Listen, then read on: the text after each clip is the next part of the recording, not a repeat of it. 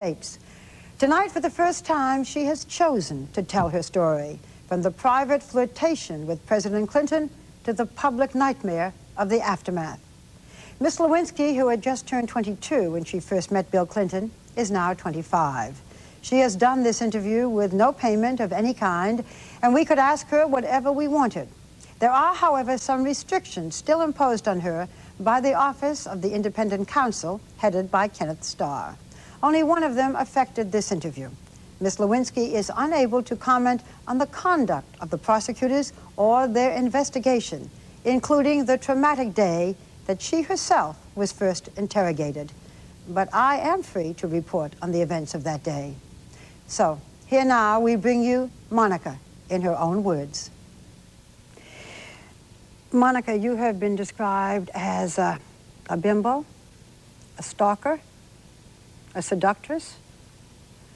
Describe yourself. I think I'm very loving. I'm very loyal. I think I'm intelligent. I think I certainly feel that I have been misportrayed in the past year, and unfairly so. This is the first time that you have really been able to speak out and say pretty much anything you wanted to say. Is there something that you particularly do want to say at this point? Yes. I waited a long time to be able to express to the country how very sorry I am for my part in this past year's ordeal. And of course, I've apologized in private to my family and to my friends, but I would like to publicly acknowledge that I recognize the pain and the suffering that they've gone through because of this. I wouldn't dream of asking Chelsea and Mrs. Clinton to forgive me, but I would ask them to know that I am very sorry for what happened and for what they've been through. Do you take responsibility for what happened? Not complete responsibility. It took me a while, actually, to come to a place where I could see what was my fault, what did I need to take responsibility for, and what were other people's faults and responsibilities. The woman in the nation's spotlight is a product of Beverly Hills, affluence, and divorce. Monica's parents separated when she was 14 years old. She had a difficult relationship with her father, a doctor who treats cancer patients, but was very close to her mother. Now, woman, no kiss on the very first day. She found an outlet for her energies in school plays and loved to perform. Now I can take the time. I can see my life. All of her life, she has struggled with her weight. In her teens, the weight problem made her feel isolated and unpopular. By the time she was 18, she found the attention she craved in the wrong place. She got involved with a married man.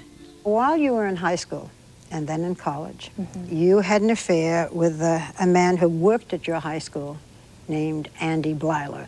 It was on again, off again. I mean, you really cared about him. And eventually, when the story broke, he turned against you. And that was probably very painful. But can you describe what Andy Blyler meant in your life? Yes. Andy came into my life at during a very difficult period for me. I have always had issues with my weight. That is not a secret to anybody now. And growing up in Beverly Hills, having a weight problem was just not acceptable.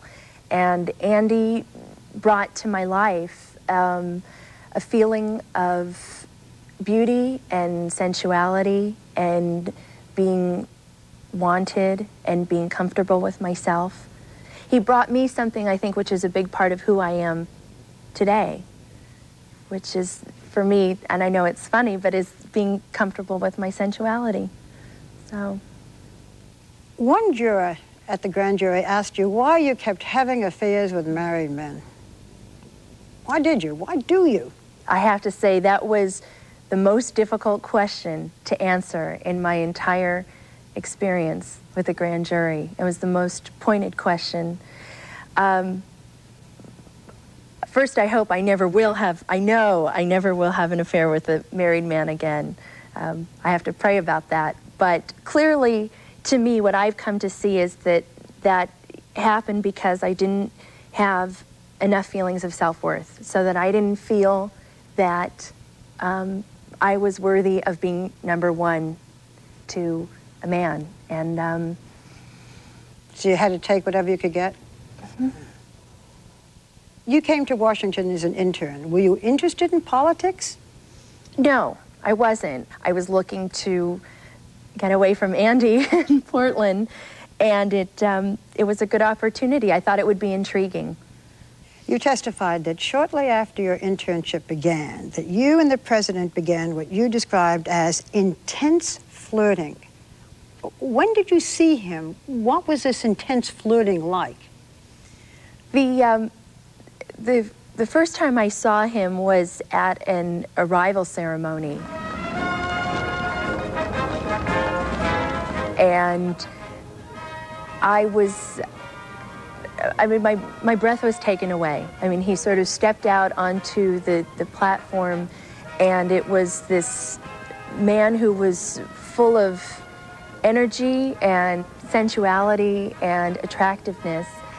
And from that moment on, the few occasions when I saw him at departure ceremonies or whatnot, there was intense eye contact. This photograph was taken before you actually began your relationship with the president. Mm. Yes? Yes. What does this bring to you? What thoughts? Intensity. He recognizes you here. He's looking at you. This was his birthday party in August of '95. When I found out we were going to be able to go to this birthday party, I'd gone home and put my lucky green suit back on, which I had had the day before, and I thought, well, maybe he'll recognize me again. And there was an excitement about it. It was fun. Okay, you've had this flirtation with the president at mostly public affairs or places where birthday parties, other things. November 15th, 1995, the government is shut down. The interns take on greater responsibility at the White House. And on that day, you found yourself alone with Bill Clinton in the Chief of Staff's office, and you lifted the back of your jacket and you showed the President of the United States your thong underwear. Where did you get the nerve? I mean, who does that? I'm sure, as you know, and everybody who has ever been in any situation where there's flirtation, it's a dance. And it's sort of one person does something, and then do you meet that person and raise the stakes? And that was how our flirtation relationship was progressing. It was I know that it sort of has been highlighted in everything in this past year. And I'm not going to demonstrate for you, but I will, if you take my word for it. It was a small, subtle, flirtatious gesture. And that's me. Was it saying, I'm available? Well, I think it was saying, I'm interested too. I'll play. That evening, the president invited you to see him privately. What did you say? Well, when I first found myself alone with him, I was very nervous, and we were having small talk, and I remember thinking to myself, okay, well, this is it. If this is going to happen, I mean, maybe you should let him know you're interested. So I blurted out, you know, I have a crush on you. And that was his cue, I guess, that it was okay for him to proceed in what he wanted and what he was feeling. And he kissed you? Yes. What'd you think? He's a good kisser. How did it become so intimate so quickly? This may be hard for people to hear or accept.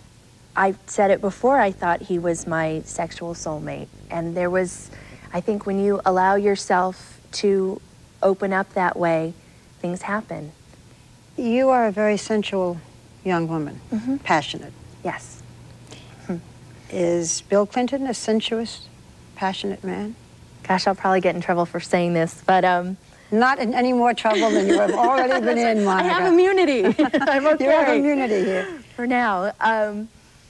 I think he is I think he's a very sensual man who has a lot of sensual feelings, and I think he also has a very strong religious upbringing, and I think that he struggles with his sensuality because I don't think he thinks it's okay, and that I think he tries to hold himself back and then can't anymore. That first encounter, the president took a phone call from a congressman while you were very closely together. How did you feel about that? And it was certainly it's an intimate topic. There was a level of excitement about that. Excitement and maybe a little bit of danger that was involved in this relationship. And to pretend that there wouldn't be truthful. Didn't make you feel cheap? No, Okay. it didn't. It did not at that point, no. Now, the second time that you were the president, you took his shirt off? I think he unbuttoned his shirt, and it was one of the more endearing moments that I had with him. I mean, I sort of... The president sort of sucked in his stomach, as a lot of men or women would do. As I did. As you did. He was just, all of a sudden, became very real and very human. You've always been very self-conscious about your weight. Yes. Did Bill Clinton make you feel good about that? Did he talk to you about that? Yes, he was very, very understanding and very sweet about it. And I think because he knew I was so conscious of it, he would make an effort to say to me, "Oh, you look like you've lost weight," or "You look skinny today," or something like that. It was sweet. May have not been true, but sweet. 2 months after your first meeting, it was then your 5th sexual encounter. And you said to Bill Clinton, "Is this only about sex, or do you have some interest in trying to get to know me as a person?" What did he say to you then? Oh, he,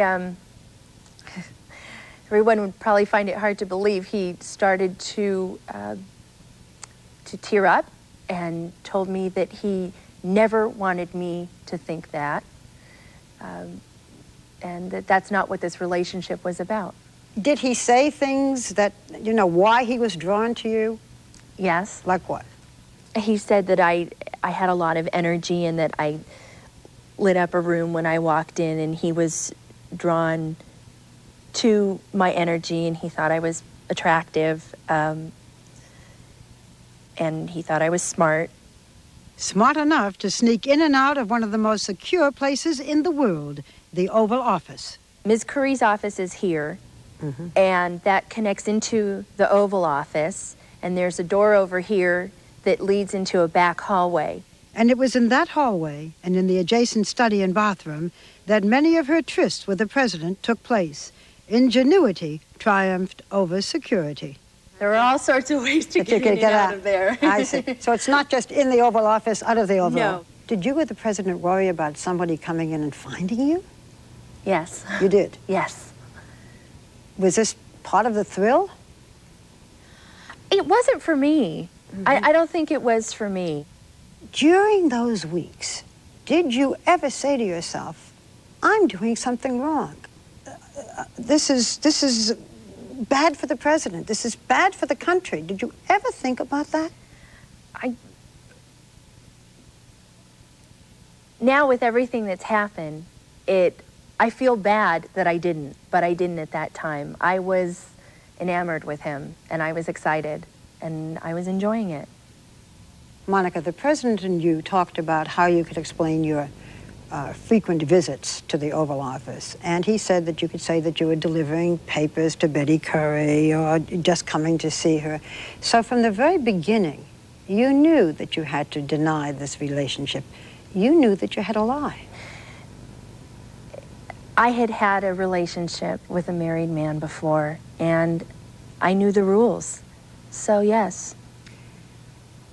I don't want to get too personal, but whenever I say I don't want to get too personal, but then you know it's... Well, I'm out of here. The impression that the president gave was that this was a one-way street, that he was gratified and you were not. But the truth is that you were gratified. Yes. Yes. Yes. And that there were things that were done that made you feel, as a woman, happy and contented. Yes. Okay. But her happiness had its limitations. There were physical boundaries, and the president was not a free man. There was, after all, a wife and a daughter. When we come back, Monica takes us into this intimate territory.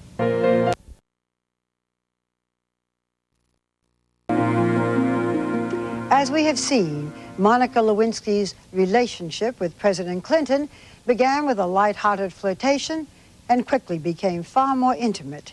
But in Monica's view, there was much more than sex. As you will now hear, she fell in love with Bill Clinton and thought he might actually leave his wife and marry her. Indeed, in a new book, Monica's Story, written by British author Andrew Morton, the president is described in the early days of the affair as a lovesick teenager. First, though, there is the nature of the physical relationship itself, a question that was critical at President Clinton's impeachment trial. You have said that oral sex is not a sexual relationship, that you call it what? Messing around. Messing around, okay. Fooling around. So then how would you describe the relationship? I mean, would you say that it was non-sexual? No. I was able to, in my mind, say we didn't have a sexual relationship because we didn't have intercourse. But that it was in a sort of loose way, it was a sexual relationship. Throughout most of the relationship, the oral sex was not brought to completion for the president. Correct. Why not? What did he say? It's embarrassing. He said that at first he said that he needed to be able to trust me more, and that then over time it was him not wanting to get addicted to me, his words. So. Did you ever tell Bill Clinton that you were in love with him? Yes. You did. What did he say? He said that means a lot to me. Did he ever tell you that he was in love with you? No. How much of the infatuation do you think was Bill Clinton, and how much was that it was the President of the United States? I think the initial attraction had more to do with it being the president, and yes, I found him attractive, but I think that I came to see him more as a man than as a president. And over the course of the relationship, you and Bill Clinton exchanged gifts, and one of them that he gave you was this book, Leaves of Grass by Walt Whitman. Yes. And you have said that of all of the gifts, this had the most meaning to you. Monica, did you know that this book, Leaves of Grass, was a book given by the president to Hillary Clinton as the first gift he gave to her? No, I didn't know that at the time. I came to learn that in this past year. Well, knowing this, does it make you feel better or worse? I guess a mix of the two. Clearly, I guess it's something he gave to people that meant something to him, but at the same time, it takes away the genuineness of the gesture.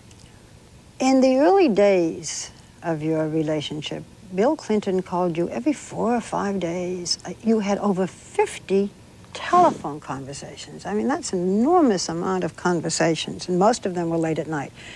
Now, sometimes you did what you call phone sex. A lot of people don't know what phone sex is. As best you can explain it. You and Mr. Jordan. Phil and Jordan didn't understand it either, as I remember that. It's a way of being intimate over the phone when you can't be intimate in person, physically intimate. Physically intimate? Oh gosh, I'm talking about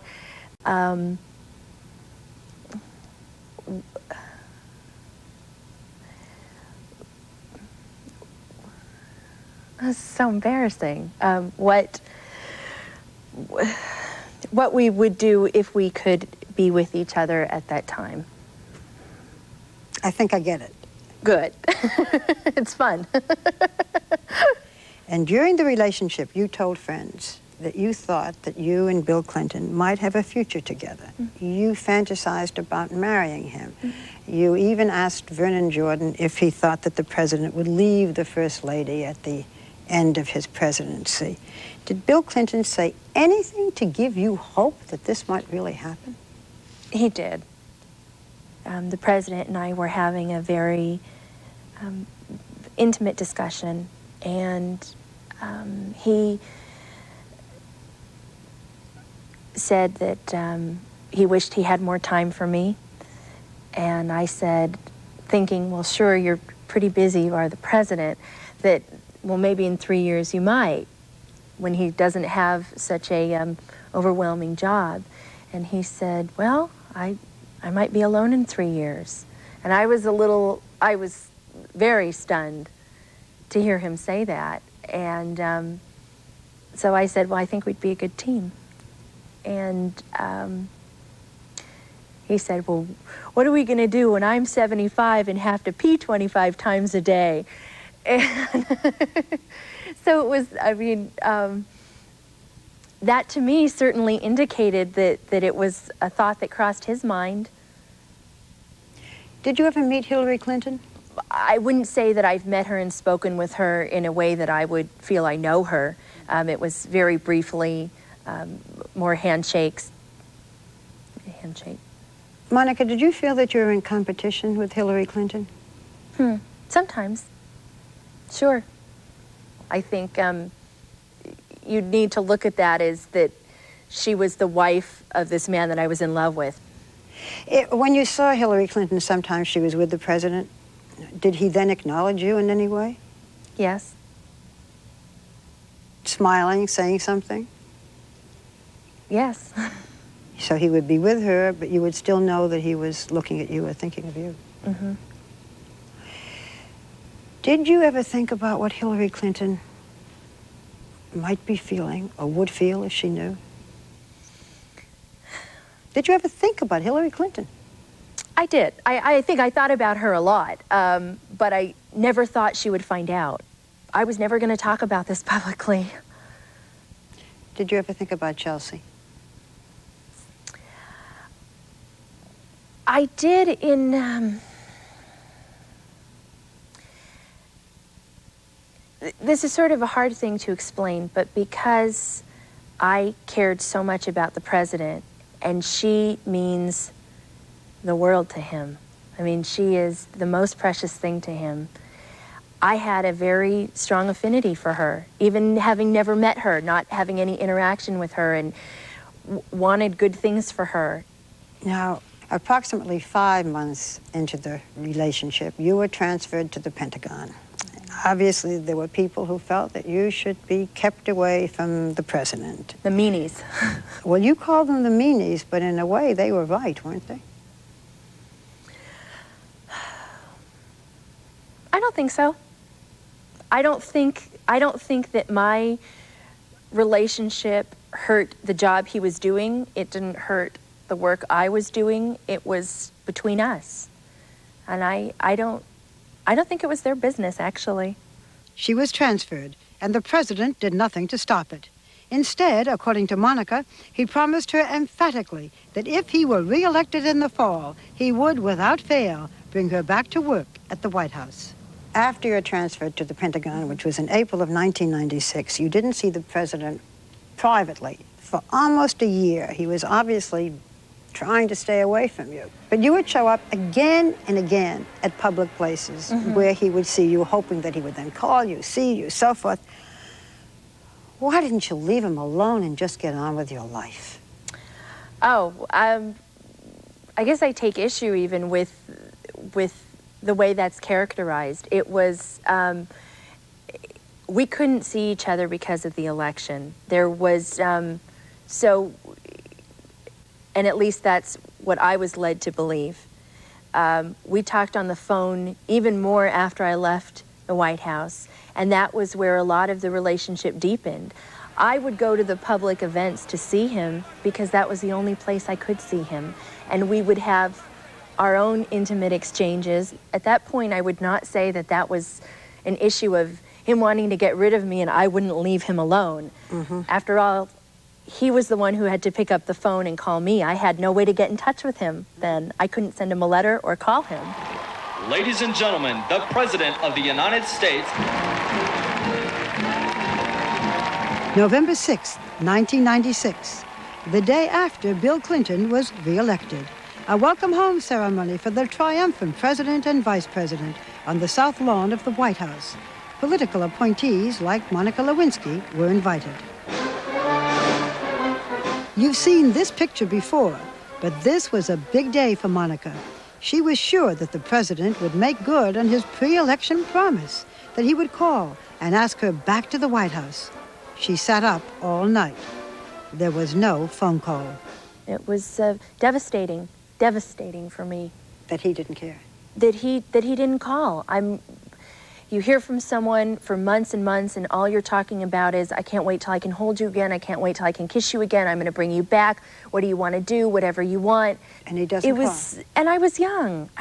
At this point, I was 23. And I'm not a patient person, so it was difficult. Did you feel that Bill Clinton was in love with you? There were times I did. What made you feel that way? It was the way he looked at me and the way he held me and the way he touched me. I think you feel that warmth with someone. What kinds of things did he say to you that made you feel this was not just sex? First of all, I think one of the things that people have not been able to look at in this past year is if they looked at this and said, this is about a man and a woman and not the president and the intern. He was very tender with me. He was very affectionate. You say that you cried and the president cried. When did the president cry? I know people make fun of him for having said, I feel your pain, but I think he genuinely means it. The first time that I remember was when he talked about the first loss of the American soldier in Bosnia and how responsible he felt for that. There was the time when I asked him to clarify the relationship, whether it was, only for sexual reasons or not early on, and he got upset at the notion that I might even think that, and tears came to his eyes. He cried when he broke up with me on May 24th. It was an intense relationship, at least that was how I saw it. Why do you think he needed you? I would imagine that it is very difficult to be the President of the United States. I would imagine that you have a tremendous, tremendous amount of pressure. And that sometimes you just need a piece of normalcy. Can't you get that from your wife? Sure you can. But?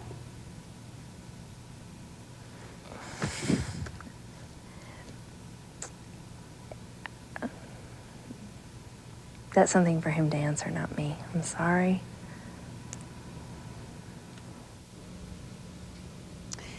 As it turns out, Bill Clinton was not Monica's only relationship during this period. And there is a startling revelation that she has kept secret all this time.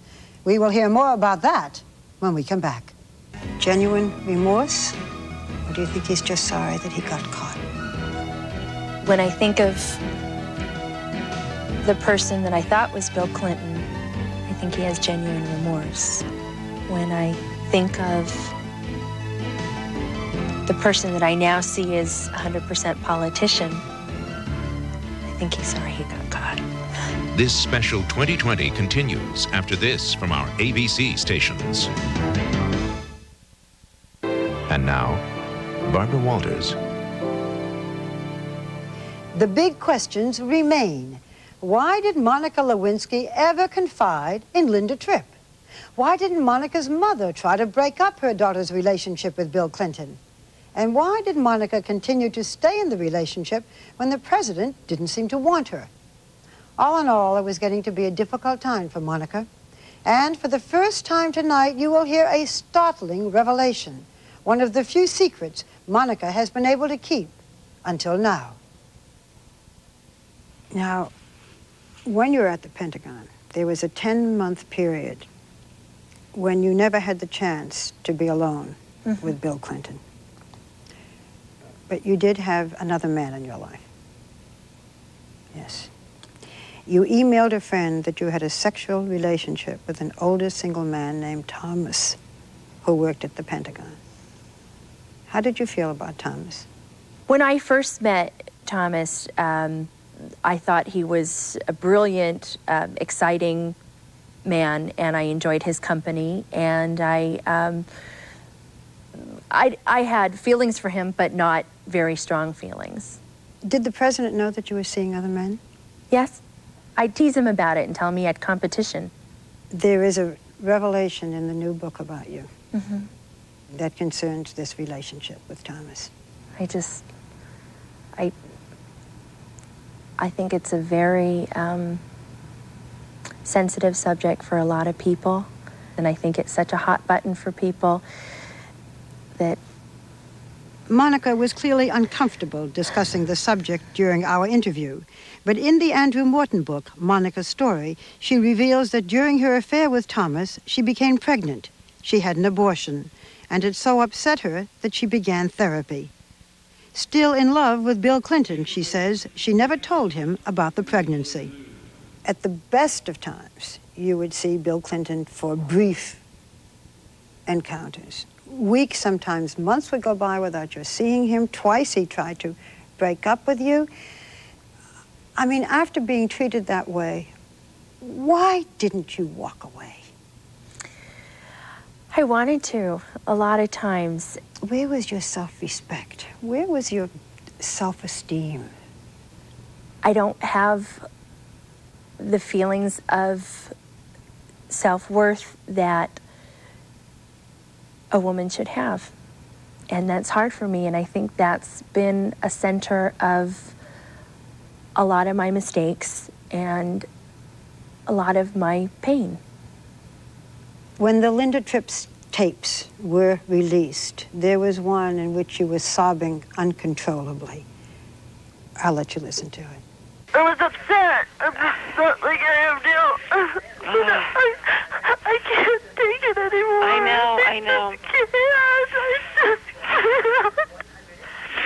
Oh my God. It's too much for one person. Oh, it is too much for one person. Yes, it is.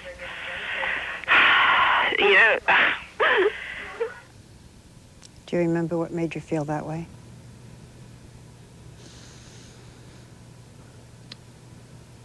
I think it was a time when I was very frustrated with the president and with Betty Curry.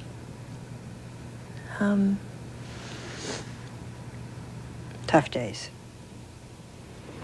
During this time, Monica began to confide in a Pentagon co-worker, Linda Tripp, who had also previously worked at the White House.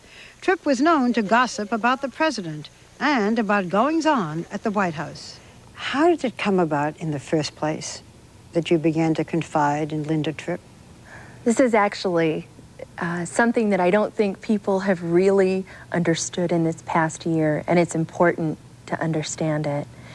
I had met Linda Tripp from in working at the Pentagon. I think when I found out that she had worked at the White House, it was sort of, that was an attraction for me. That was clearly where I was longing to be, and was hoping and thinking I was going to go back to. She would say things to me like, oh, you're just the type of girl the president would like, and you should think about going back to the White House. I bet you could have an affair with him. And it was after the election, and I saw her in the cafeteria, and I thought, Oh, God. If she says to me one more time, now you can go back to the White House. Now the election's over. This is it. This is your time. Here I am. I am dying inside from the loss of the relationship. And finally I said, look, I had a relationship with him and it's over. So you don't need to be thinking this is going to happen again. And the floodgates opened from then on. Yes. Yeah. You had also told other people, you told 10 other people that you had this relationship with the president. I mean, big mouth. Why did you want people to know? I trusted my girlfriends implicitly, and I think that's the kind of relationship that I have with my close friends. I mean, and I guess probably the biggest piece of evidence that I looked at Bill Clinton as more of a man than as a president was that I talked about him as I would any other guy. Listen to the message he left. He's so cute. This is what he did. This is what happened. What should I wear? Did you ever tell the president that you told other people? No. In fact, the opposite. I told him that I didn't tell anybody. But Monica's mother was also in on the secret and was worried about her daughter's fragile state of mind. To this day, they have a very close and loving relationship. But what is not clear is how much the mother actually knew about her daughter's affair with the president. My mom knew that I was involved with him, not, I think necessarily, I don't think she understood it to be in such a sexual way that it was. I clearly did not discuss details of that relationship with my mom. We have an amazing relationship, and she has been misportrayed almost worse than I have in some ways, and it has been very painful for me. She is a very wonderful mom and a good woman, and I think anybody who watches this interview and says to themselves, gee, Monica's different from how she's been portrayed for a year, well, the same goes for my mom. I know it's very hard for a mother to say to a daughter, you can't do this. But did your mother try to break off this relationship with you? Yes. Yes, she did. But anyone who knows me well knows that I'm stubborn. And from the time I was 2 years old, one of my first phrases was with my hands on my hips, you are not the boss of me. And I've been that way ever since. When we come back, the infamous blue dress, the item that finally proved to the world that Bill Clinton and Monica Lewinsky indeed had an intimate relationship. Why did Monica keep it? What many people find disgusting is that you didn't just take this dress and send it out to be dry cleaned.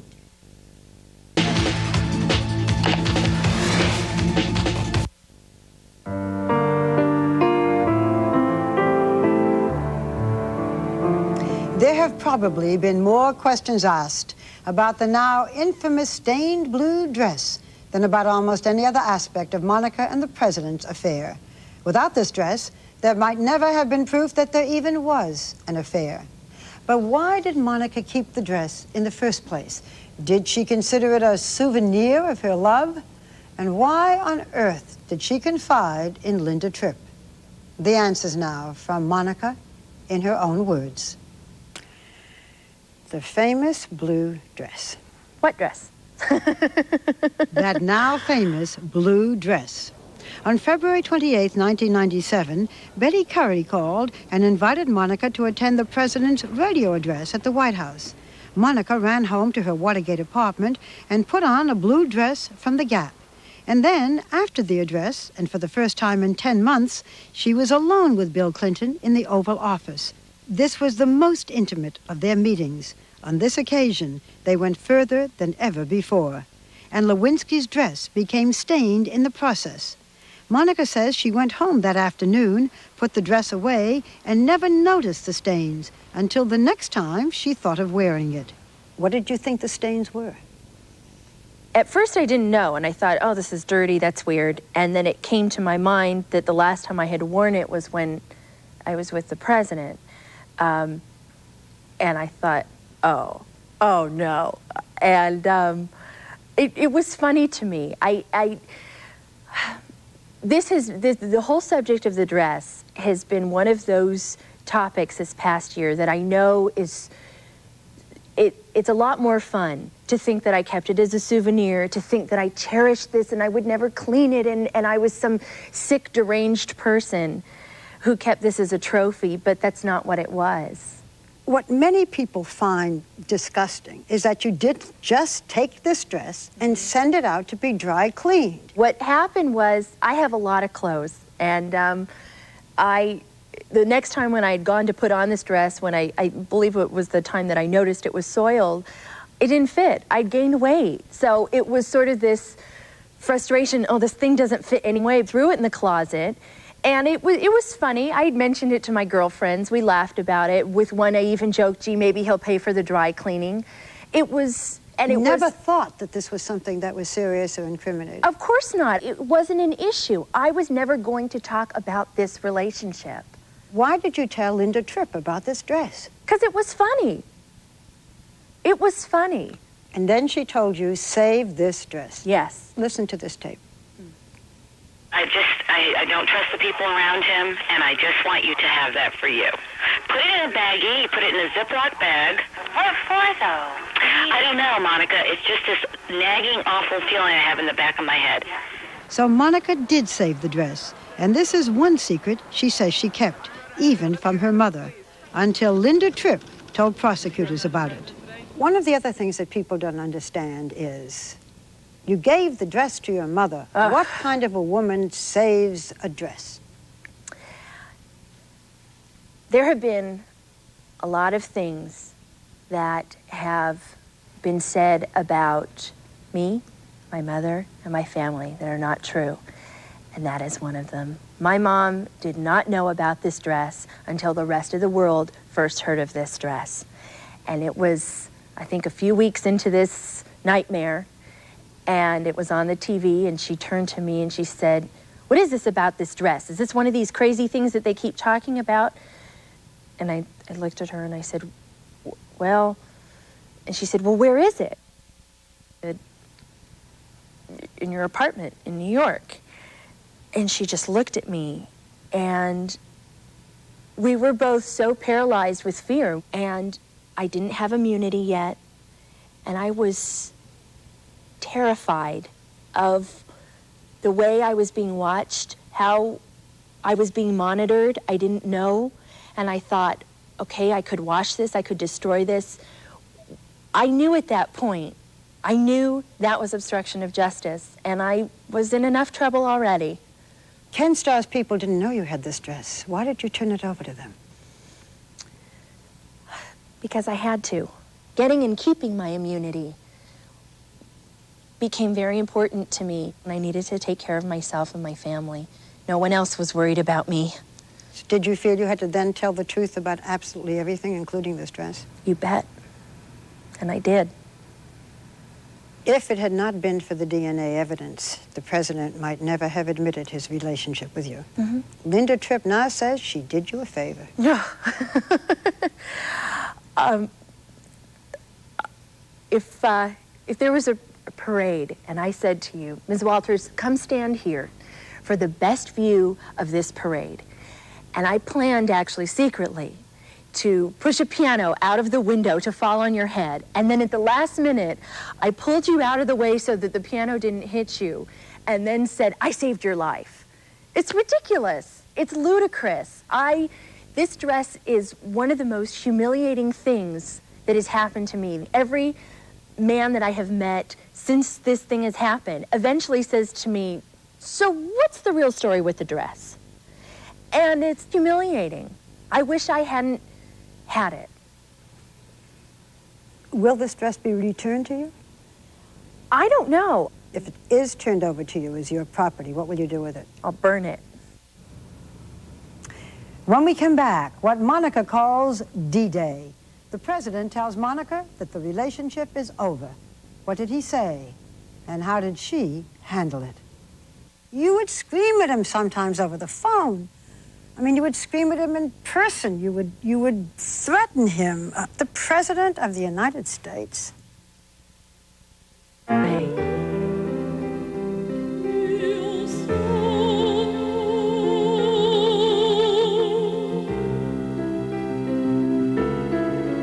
Cotton lingerie.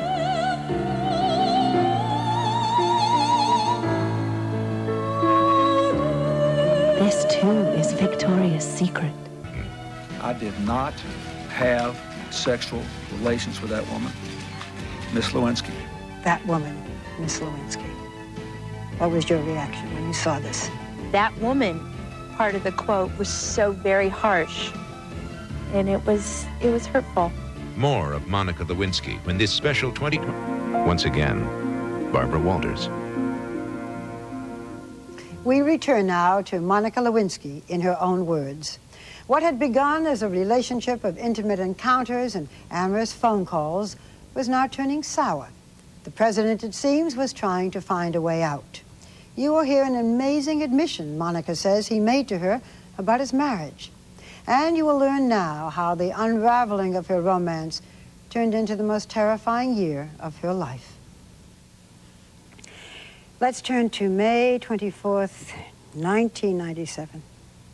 This was a year and a half about after your relationship with Bill Clinton began. It's what you call D-Day, which stood for? Dump Day. Dump Monica. Yes. In breaking up with you that day, the president confided in you as he had not before.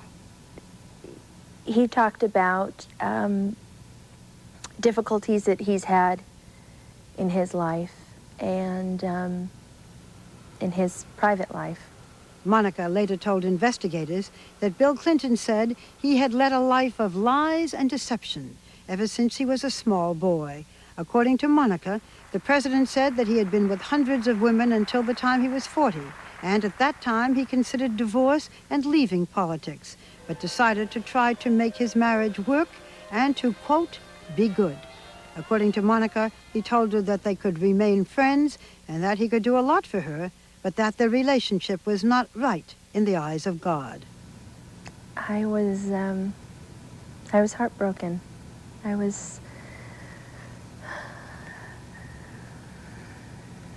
I didn't want the relationship to end.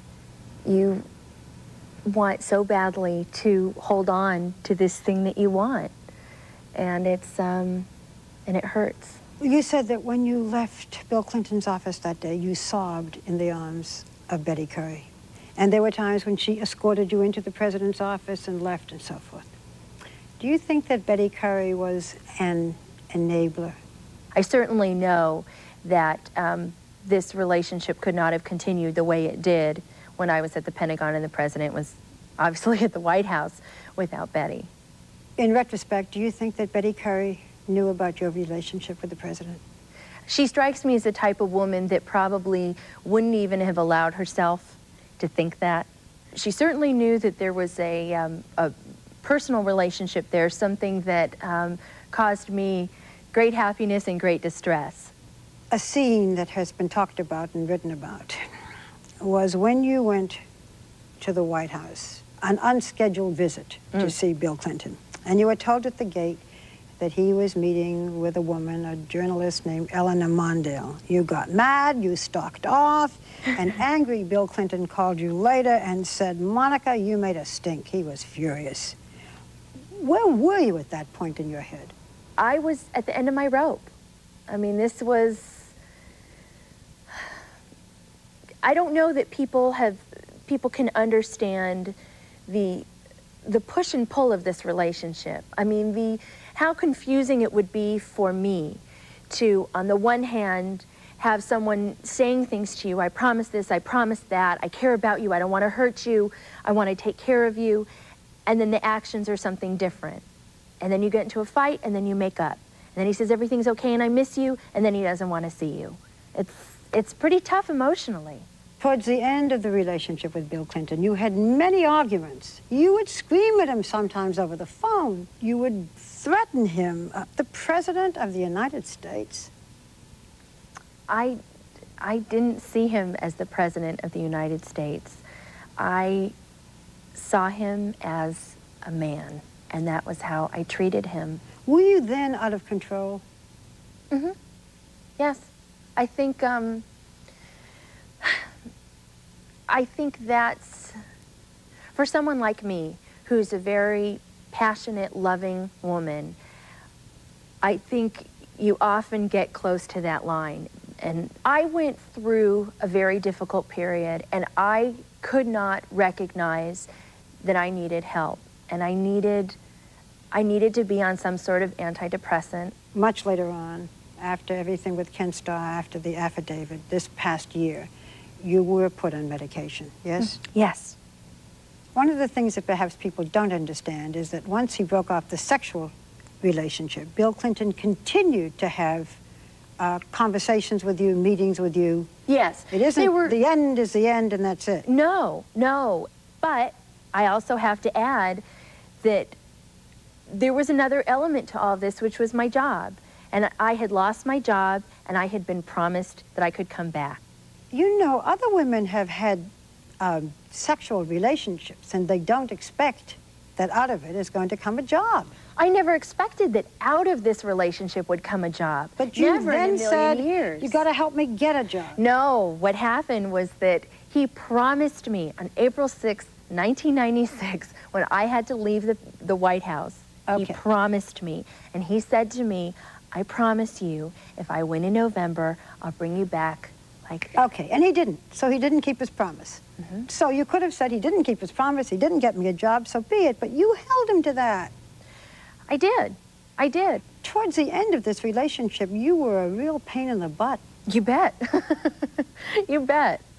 So the president breaks up with you. Finally, you decide you want to get out of Washington. And Linda Tripp suggested that you ask Vernon Jordan, the president's very close friend, a very powerful man, and he helped you look for a job. Now, you have been very adamant that Vernon Jordan's help was not in any way a payoff for your silence.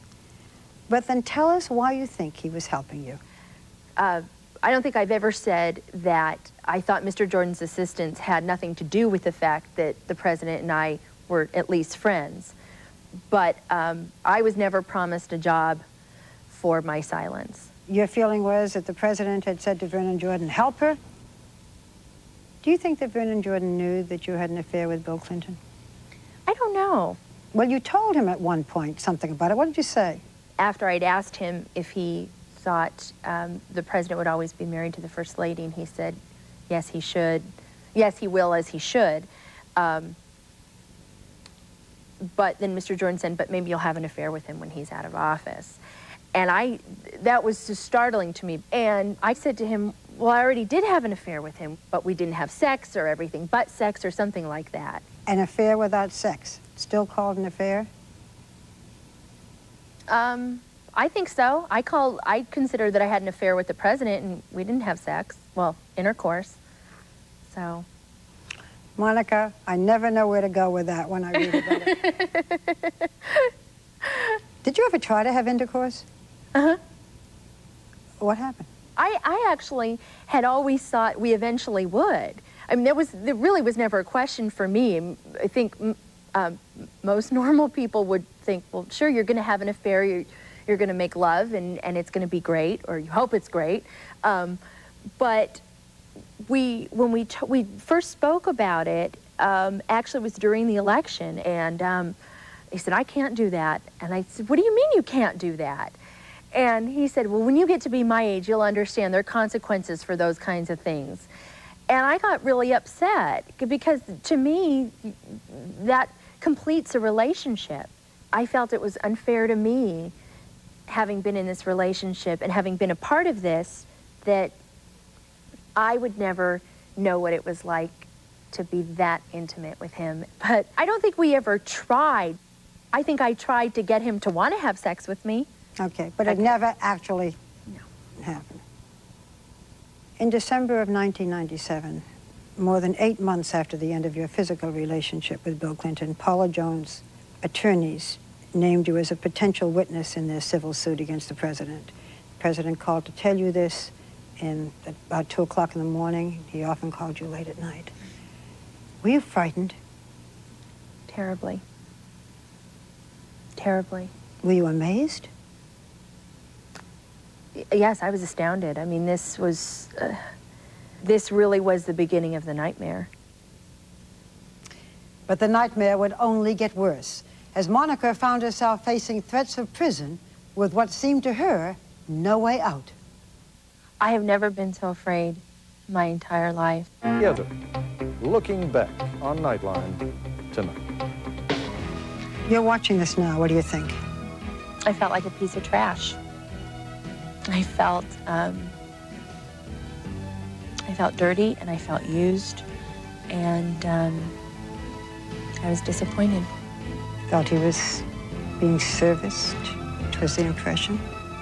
That was the impression he gave.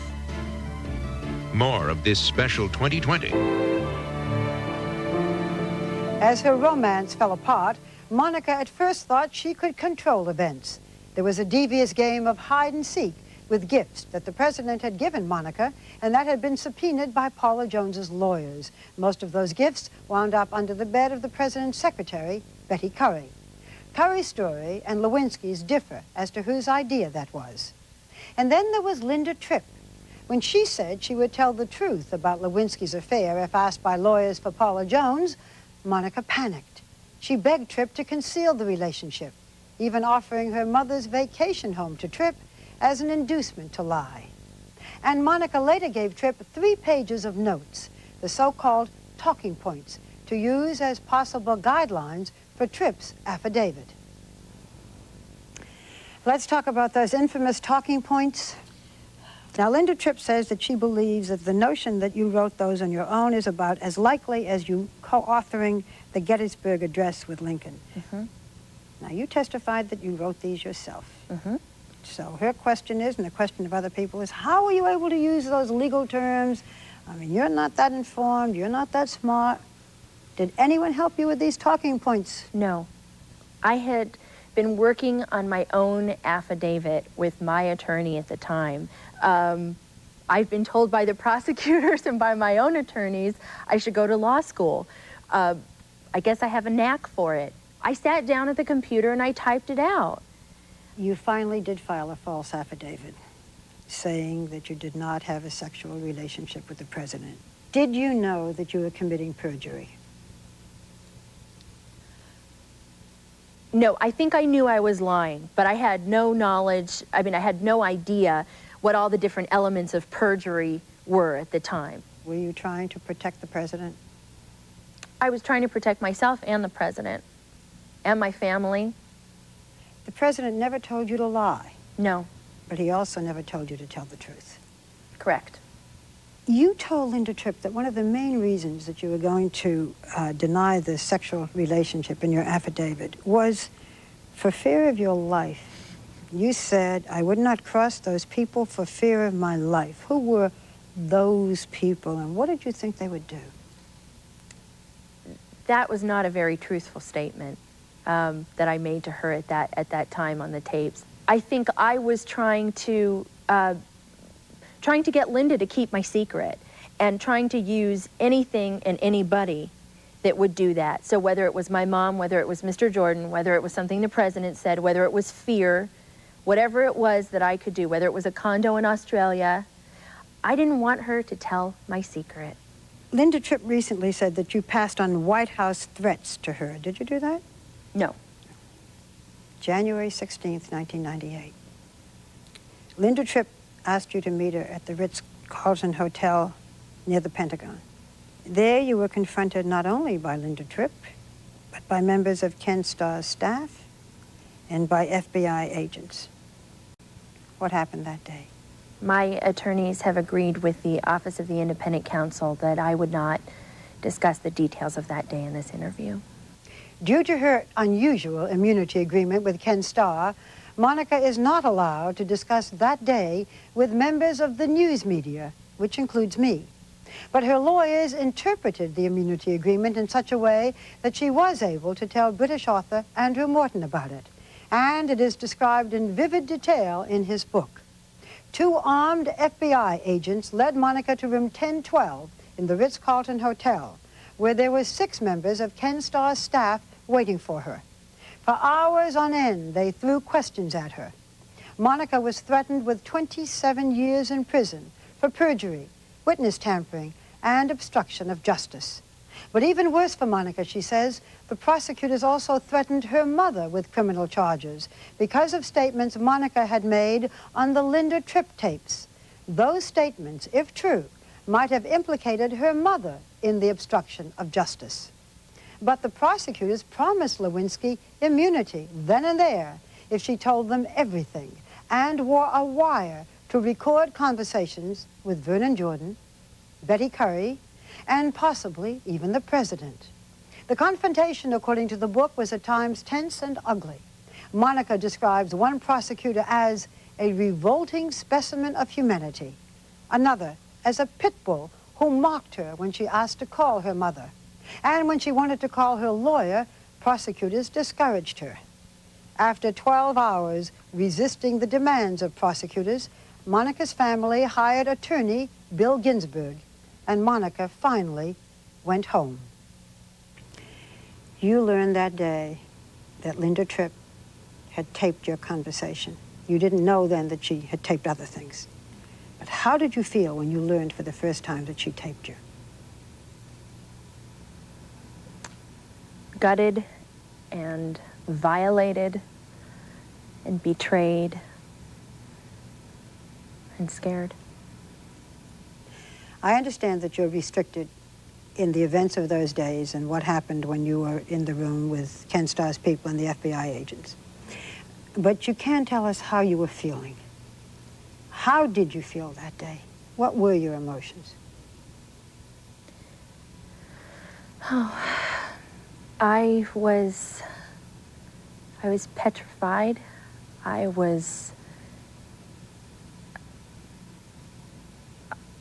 have never been so afraid in my entire life. I wanted to die. I wanted to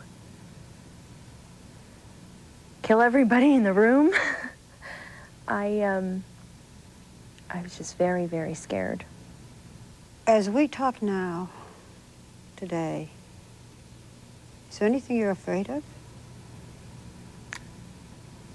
I'm afraid of doing something to lose my immunity and being prosecuted or having my family prosecuted. You mean you still think you could go to jail?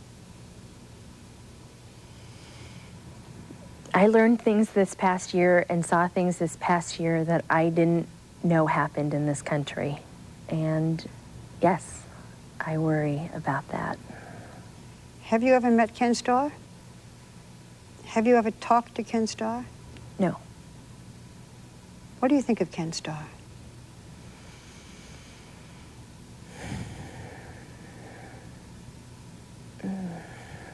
We're not talking about what happened that day. We're talking about your feelings.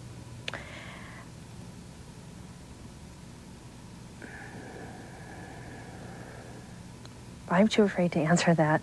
I'm sorry. Monica's fears only intensified. Ken Starr's prosecutors surrounded her, and when her story became known, the media besieged her, and she seriously considered suicide. Behind the name Monica Lewinsky, there's a person and there is a family.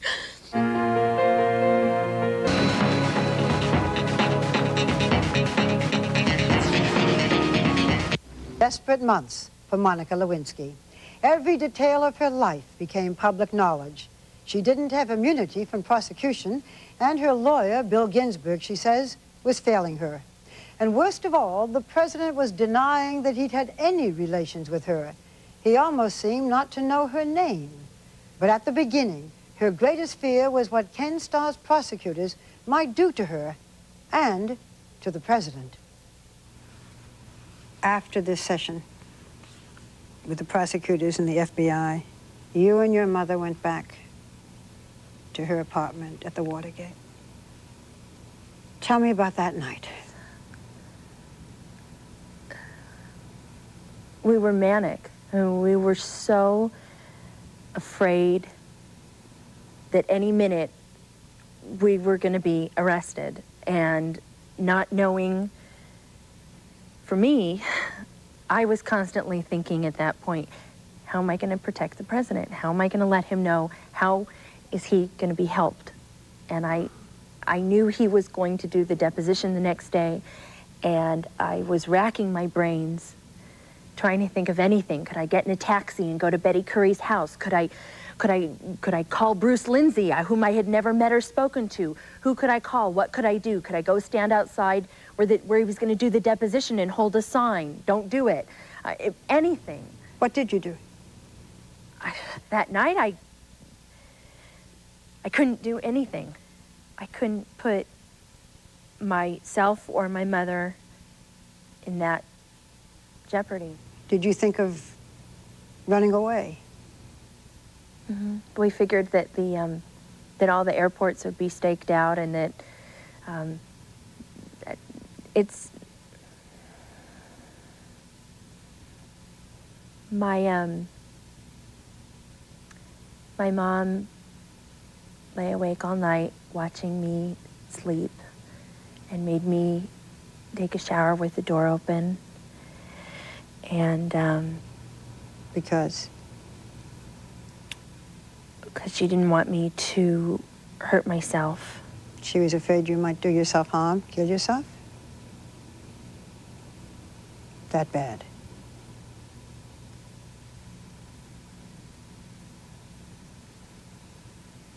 I felt very responsible. Responsible for what? For everything that was going to happen and that had happened. And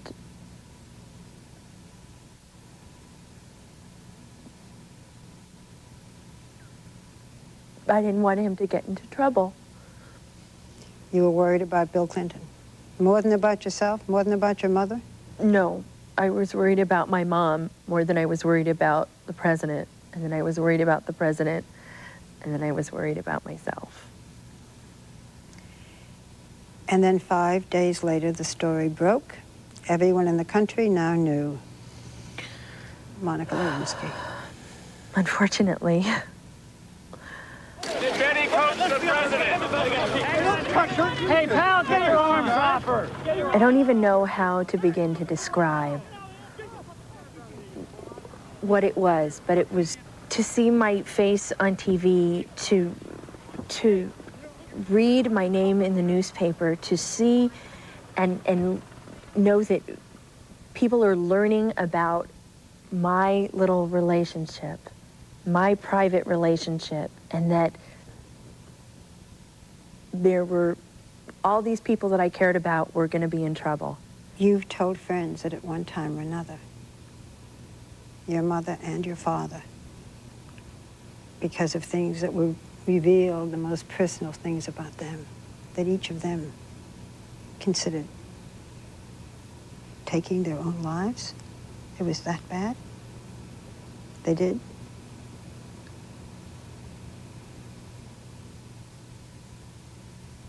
People have no idea what this has done. What this has done, that behind the name Monica Lewinsky, there's a person and there is a family, and there has been so much pain that has been caused by all this. And it was so destructive. It was so destructive.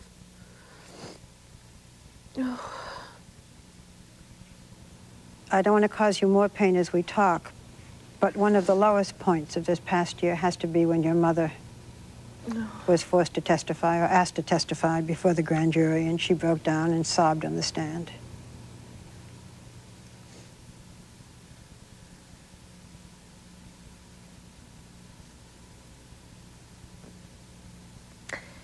It A mother should be forced to testify against her daughter. Monica says she could not have gotten through this past year without her mother and her father, whom she describes as her Rock of Gibraltar. Through much of the early part of the year, she also relied on a family friend, attorney Bill Ginsburg. I would like Monica to be free and out of jeopardy. That's what I'd like to see as soon as possible. I want to ask you a little bit about Bill Ginsburg. In the beginning, he was on television, and it seemed he was very helpful. As time went on, what do you think of Bill Ginsburg's role? I agree with you that at first he was, I think his motives were in the right place. Well, joining us now is Monica Lewinsky's attorney, William Ginsburg. But unfortunately, I think he got bitten by the bug. I want some goddamn privacy. It became more about Bill Ginsburg than it did about my well-being and my welfare. Do you think that Bill Ginsburg did you harm? Yes, I do. I want to play a videotape for you, a very famous videotape. I did not have sexual relations with that woman, Miss Lewinsky. I never told anybody to lie, not a single time, never. What was your reaction when you saw this? That woman part of the quote was so very harsh, and it was hurtful. I could see how angry he was, and I didn't think he needed to go about denying the relationship in this manner. That was disappointing. I think he could have taken a higher road in his denial. How?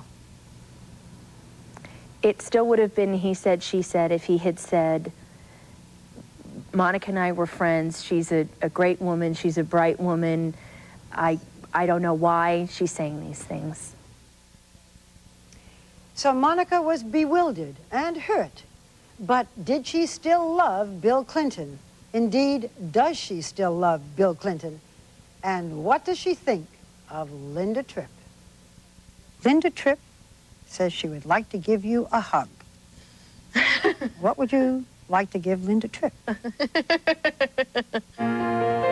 We are now almost at the end of our story. Where does Monica Lewinsky go from here? Will there ever be a job? Will there ever be a man in her life? Can she get Bill Clinton out of her heart and mind?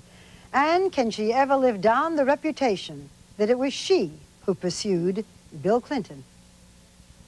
I'd like to show you another tape. And said that she had come on to him and made a demand for sex, that he had rebuffed her, turned her down, and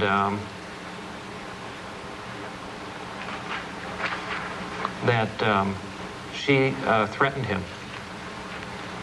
And he said that she said to him that she was called the stalker by her peers.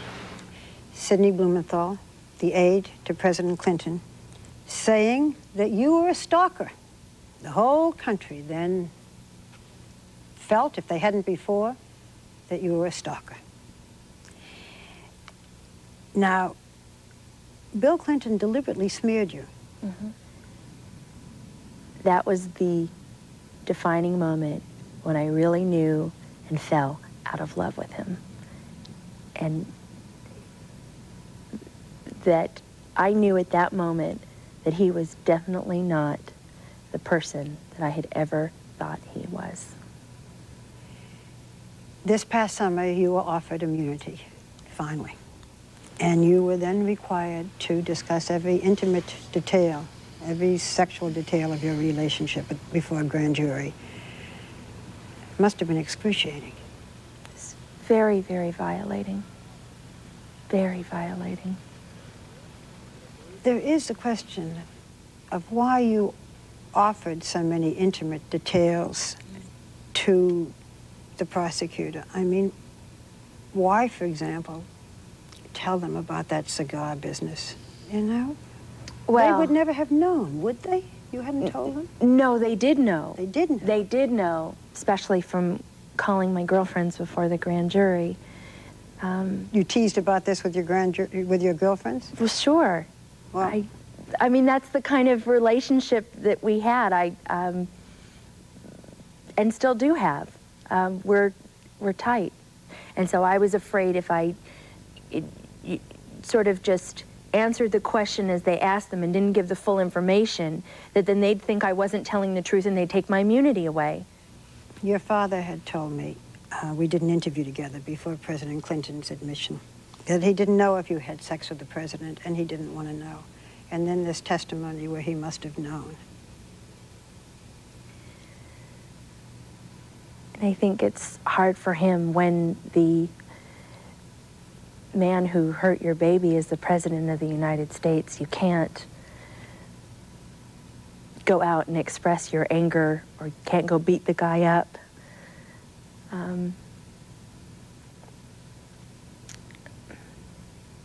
That was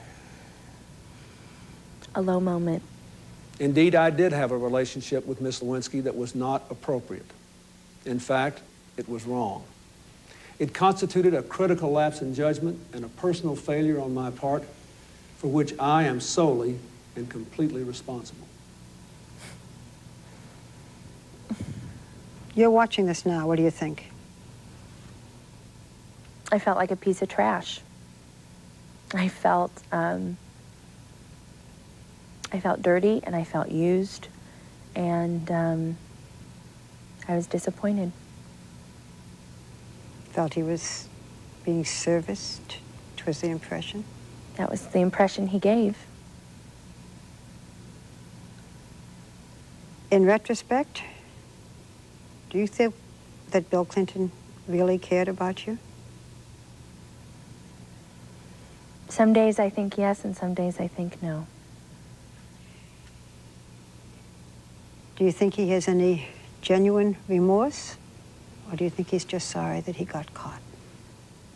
When I think of the person that I thought was Bill Clinton, I think he has genuine remorse.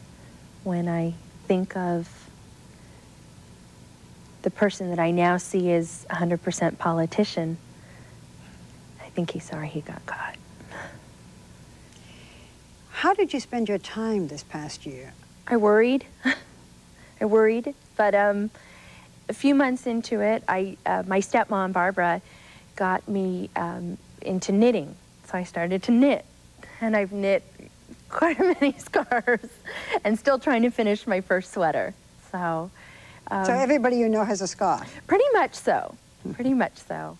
So here's the cover of Newsweek, Monica's His Time. That was very strange for me to see. Monica told me she read and followed almost everything, even the most disparaging stories. Monica, the tabloids were terrible to you, especially about your weight. Tubby temptress, portly pepper pot. Did the weight stuff bother you? Of course. That was painful. Hi, I'm meeting a friend here. Your name? Monica Lewinsky. Oh, yes. How did you feel about the jokes, all the comics telling jokes? Well, some of the jokes I've laughed at. And the humidity, man, I'll tell you, people's clothes are stickier than Monica Lewinsky's. Man, it was just... The secretary said she knew something was sort of suspicious when she found herself using phrases like, "Sir, your 3 a.m. is here." I have a pretty good sense of humor. And I've even been rumored to tell a joke or two. Any of these jokes you can share with us? No. Not too clean, huh? No, okay. Not on this time slot. If her testimony is truthful, then the president committed the offenses alleged in the articles of impeachment. Then came the president's impeachment trial. Up until that time, people had never seen Monica tell any part of her own story. You, Monica S. Lewinsky, do swear or affirm that the evidence... She did, in a videotaped deposition played at the Senate trial.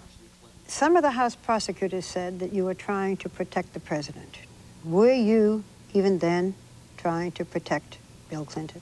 No. I was not trying to hurt him, and I was not trying to protect him. So here we are. It's almost the end of the story. The president is going on with his life. Where do you go from here? I don't know. I think I have a lot of healing to do. Are you still on medication? Yes. And this is antidepressant medication? Yes. Do you have any goals? Is there anything you'd like to do?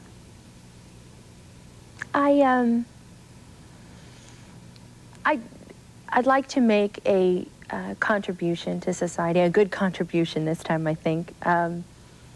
And I know it's corny, but I'd really like to find the right person and have a meaningful relationship and get married and have kids. That's really important to me. Any man in your life now? No Prince Charming yet. You and I met before today when you first agreed to do an interview with me, and we had an initial meeting, and you said to me then that you'd seen Dr. Joyce Brothers on television. And that she had said, can you imagine a young man bringing home Monica Lewinsky to his parents and saying, I'm going to marry Monica Lewinsky? That really bothered you. That was a bad day. That was a bad day.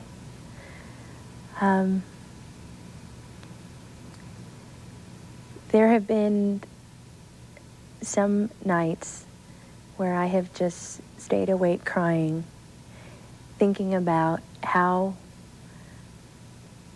am I ever going to have any sense of normalcy again in my life.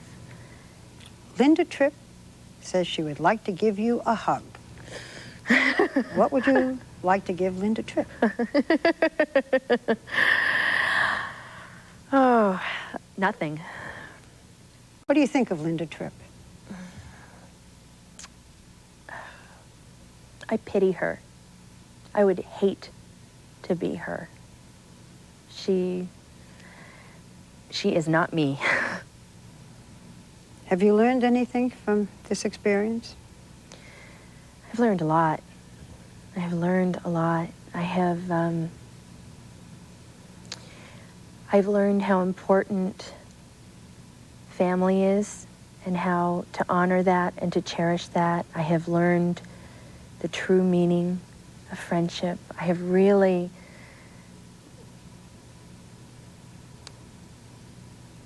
my family and friends have been amazing. If you had to do it all over again, would you have had the relationship with Bill Clinton? There's some days that I regret that the relationship ever started, and there's some days that I just regret that I ever confided in Linda Tripp. Monica, are you still in love with Bill Clinton? No. Sure? Mm-hmm. Over? Sometimes I have warm feelings, sometimes I'm proud of him still, and sometimes I hate his guts, and he makes me sick. What will you tell your children when you have them? Mommy made a big mistake. And that is the understatement of the year. For ABC News, I'm Barbara Walters. Good night.